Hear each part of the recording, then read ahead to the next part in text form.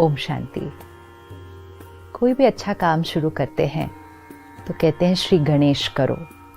विघ्न विनाशक, दुख हरता, सुख करता, सिद्धि विनायक श्री गणेश की हम बहुत प्यार से महिमा करते हैं, उन्हें याद करते हैं, पूजा करते हैं। हर कार्य की शुरुआत उनकी स्थापना से करते हैं। लेकिन क्या सिर्फ याद करना और उनकी महिमा करना क्या उतना काफ़ी है?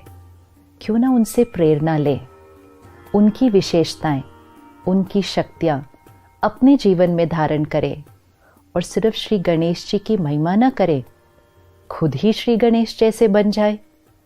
श्री गणेश जी की जो जन्म की कहानी है वो हमें बहुत कुछ सिखाती है। कहते हैं शंकर जी तपस्या के लिए बहुत दूर पहाड़ों में गए थे, तो पार्वती जी ने अपने शरीर की मिट्टी निकालकर एक बच्चे का निर्माण किया।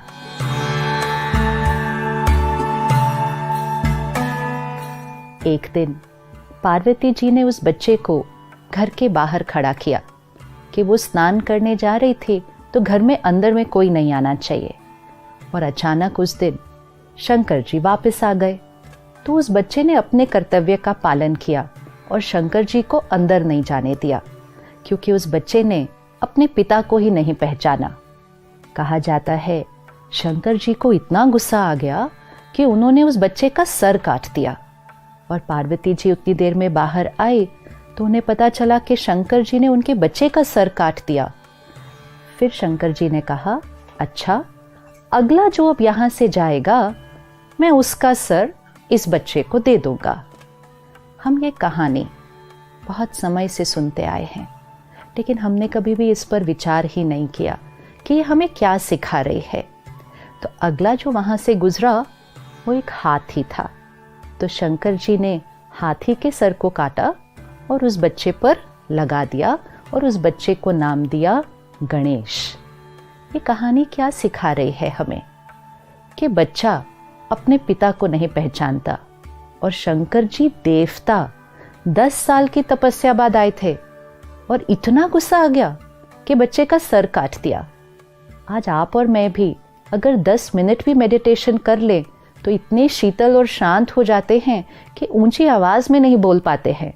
और देवता 10 साल की तपस्या बाद एक बच्चे के ऊपर इतना गुस्सा आया, और बात भी कितनी थी, अपने ही तो कर्तव्य का पालन कर रहा था, सर काट दिया। ये कभी नहीं कहते कि शंकर जी ने उस बच्चे की हत्या की, नहीं कहते, सिर्फ कहते हैं उसका सर काटा। दो बातों में बहुत फर्क है। वैसे तो अगर बच्चे का सर काट दो या किसी का भी सर काट दो तो उसी समय उसकी हत्या हो जाएगी, लेकिन उसको हत्या नहीं कहते, कहते सर काटा और किसी और का सर लगा दिया। परमात्मा जब इस सृष्टि पर आते हैं तो हम अपने अहंकारवश परमात्मा को पहचान नहीं पाते हैं। बॉडी कॉन्शियसनेस, क्यों ये कहा जा रहा है कि पार्वती जी ने अपनी मिट्टी से बच्चे का निर्माण किया? क्या किसी देवी के शरीर में इतनी मिट्टी हो सकती है? क्या हमारे शरीर में इतनी मिट्टी है कि हम एक बच्चे का निर्माण करें?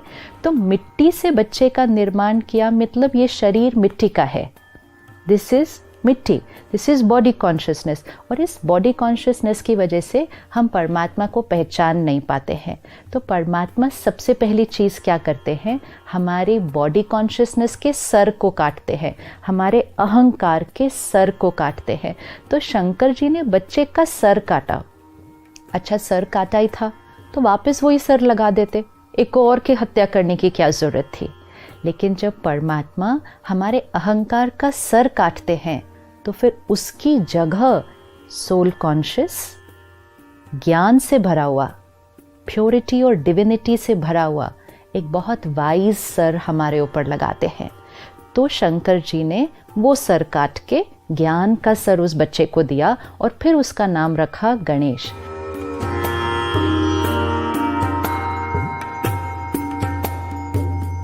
तो गणेश जी के अगर हम एक एक अंग को देखें, वो हमें सही जीवन जीने का तरीका और ज्ञान को अपने जीवन में कैसे लाना है उसकी धारणा सिखाता है।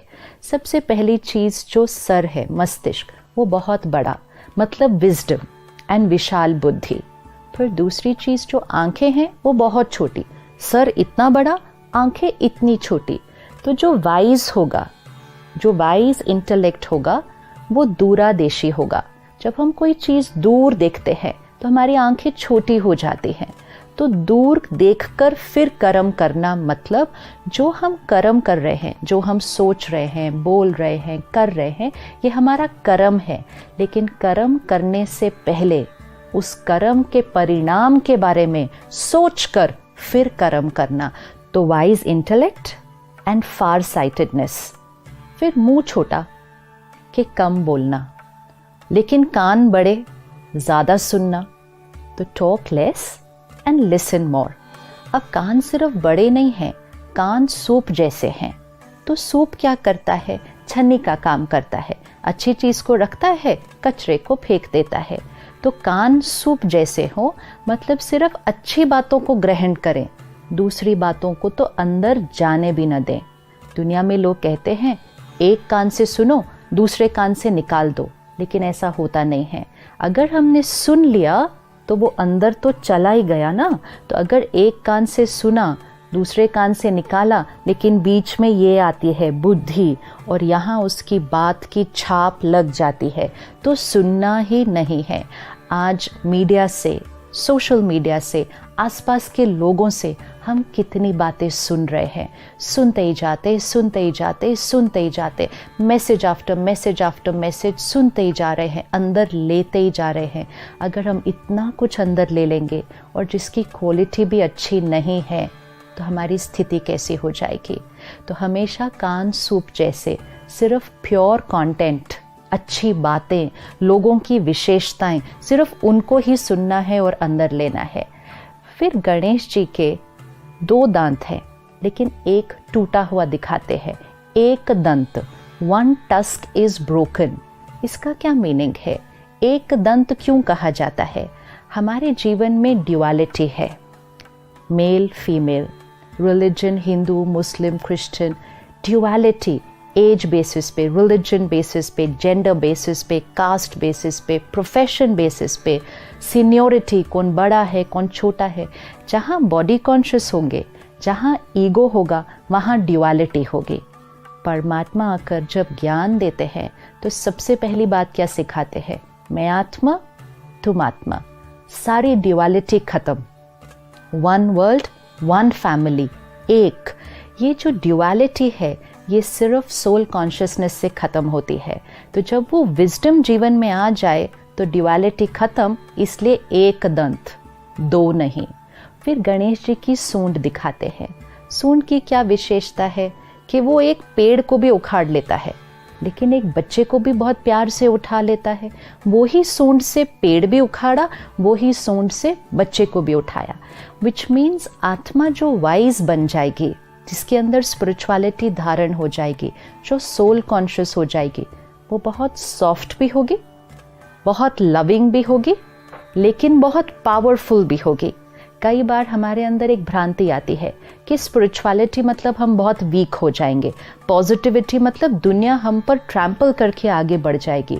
अगर हम बहुत सीधे होंगे, सादे होंगे, तो लोग हमें धोखा दे देंगे। But that's not true. Spirituality means the perfect balance of soft but powerful, love and law. ये दोनों का बैलेंस वो सूंड दिखाता है। फिर गणेश जी देवता हैं, लेकिन उनका पेट इतना बड़ा दिखाते हैं। बाकी सभी देवी देवताओं के जो शरीर है वो परफेक्ट दिखाते हैं, कंचन काया, लेकिन गणेश जी का पेट इतना बड़ा दिखाते हैं। जो वाइज आत्मा है वो हर बात को अपने पेट में समा लेती है। आज भी अगर कोई बात हर एक को सुनाता रहता है तो लोग कहते हैं इसके पेट में बात ही नहीं टिकती है, लेकिन गणेश जी के पेट को बड़ा दिखाते हैं, मतलब वो हर बात को अपने पेट में समा लेते हैं। इधर से सुना, उधर सुनाया, ये ज्ञान रूपी आत्मा की क्वालिटी नहीं होती है। और बड़ा पेट also signifies the power to accept. हर एक से मिलें, हर एक के साथ काम करें। हर एक के संस्कार अलग अलग हैं, लेकिन हर एक को एक्सेप्ट करते जाएं, एक्सेप्ट करते जाएं, एक्सेप्ट करते जाएं, तो पेट बड़ा।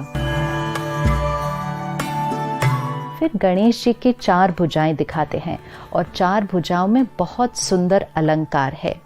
एक भुजा में कुल्हाड़ी है, कुल्हाड़ी से क्या करते हैं, जो परमात्मा से ज्ञान मिलता है तो वो कुल्हाड़ी, ज्ञान की कुल्हाड़ी मतलब अपने विकार, अपने वाइसेस, अपनी नेगेटिविटीज एंड मोस्ट इम्पोर्टेंट अपने पास्ट रॉन्ग कार्मिक अकाउंट्स को काटना, उनको फिनिश करना। क्योंकि अभी हमें ज्ञान मिला है तो पास्ट का कोई भी कार्मिक अकाउंट आएगा, लेकिन ज्ञान से प्रेजेंट थॉट्स, प्रेजेंट बिहेवियर्स उस पास्ट के कार्मिक अकाउंट को काट के फिनिश कर देंगे।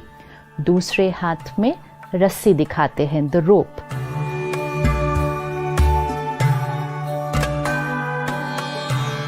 ज्ञान यूज किया, मेडिटेशन किया, लेकिन धारणा तब होगी जब जीवन में डिसिप्लिन होगा। डिसिप्लिन, संयम, नियम, इसके बिना धारणा नहीं हो सकती। तो अपने जीवन को मर्यादाओं की रस्सी में बांधना है। ऐसा नहीं कुछ भी खाया, कुछ भी पिया, कभी भी सोए, कभी भी उठे, कुछ भी बोला, कुछ भी किया, पैसे कमाने गए तो किसी भी तरह काम कर दिया। ऐसी आत्मा वाइज नहीं बन सकती है। लेकिन जीवन को मर्यादाओं की रस्सी में बांध दिया। सही सोच, सही बोल, सही कर्म, सही खान पान, सही धन कमाने का तरीका, ये मर्यादाओं को रस्सी से बांध लो।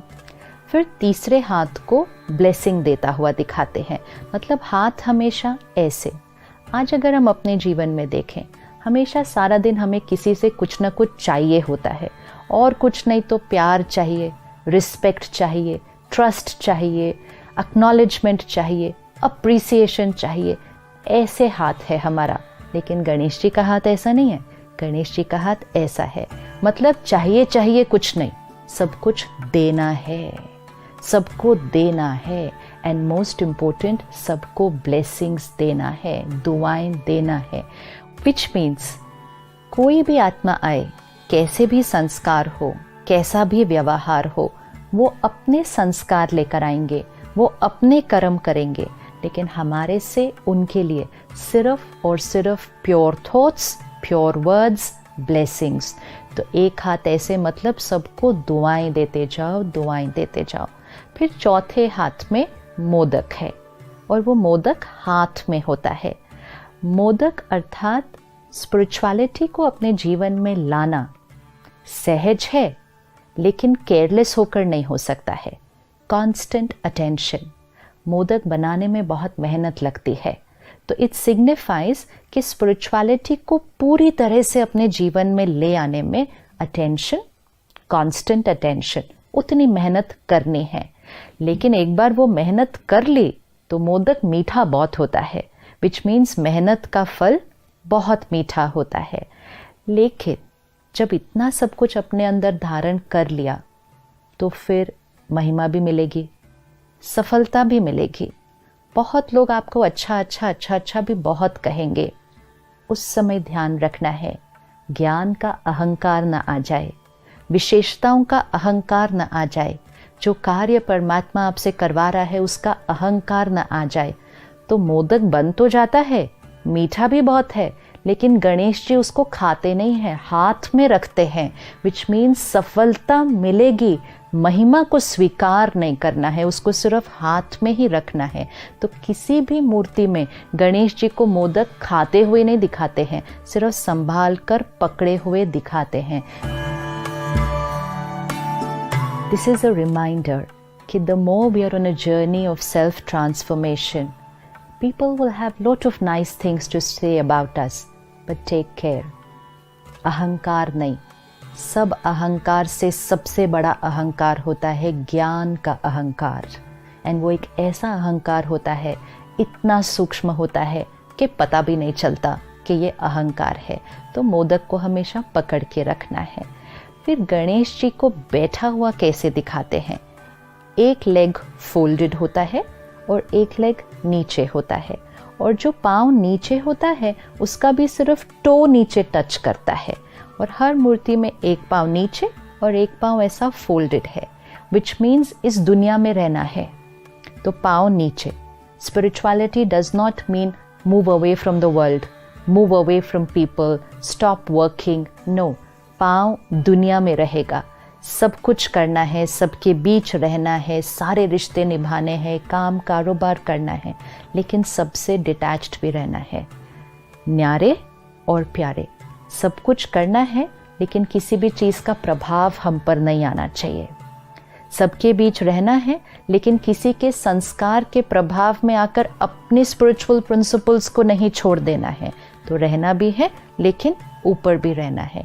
अब इतनी महानता धारण करके, इतनी दिव्यता अपने जीवन में लाकर, लेकिन श्री गणेश जी का वाहन क्या दिखाया?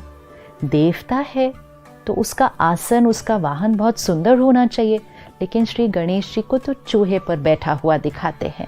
तो चूहा किसका प्रतीक है? अगर हम देखें तो चूहा सारा दिन कुछ न कुछ पर खुरेदता रहता है। खाने की चीज़ नई भी होती है, कोई वायर है, कोई प्लास्टिक है, कुछ भी चीज़ पर वो खुर करता रहता है। ये हमारी कर्म इंद्रियों का प्रतीक है।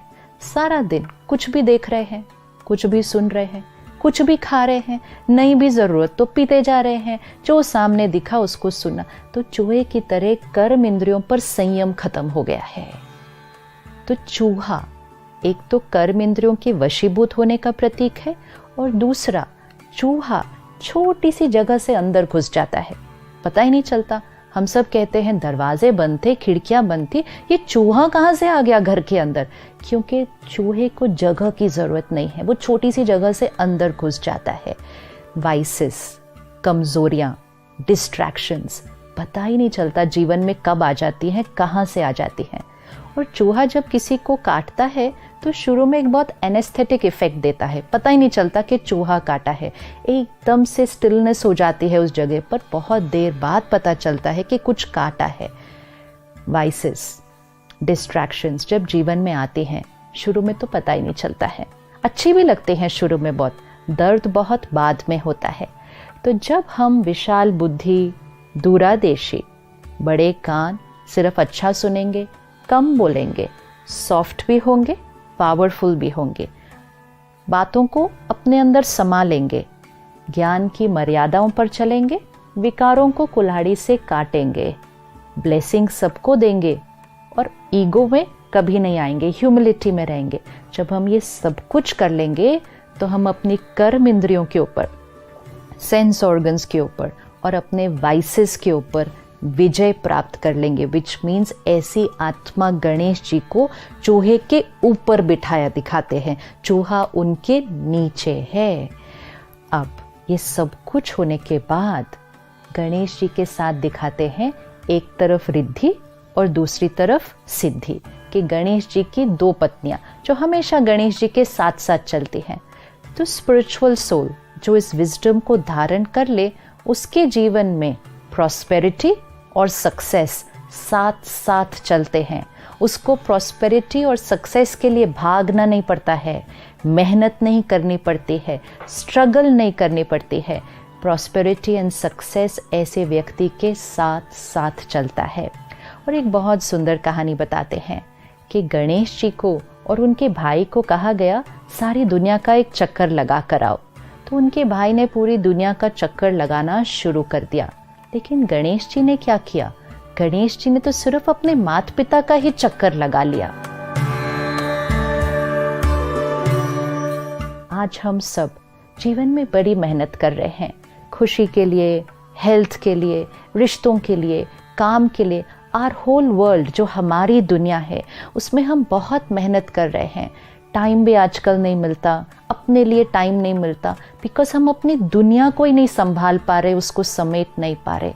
लेकिन जिसका कनेक्शन परमात्मा के साथ होगा, विच मीन्स जिसने अपने माता पिता का चक्कर लगा लिया, परमात्मा के साथ कनेक्शन, हर थॉट प्योर, हर वर्ड एक्यूरेट, तो happiness, health, harmony in relationships and a beautiful world, ये नेचुरल हो जाएगा।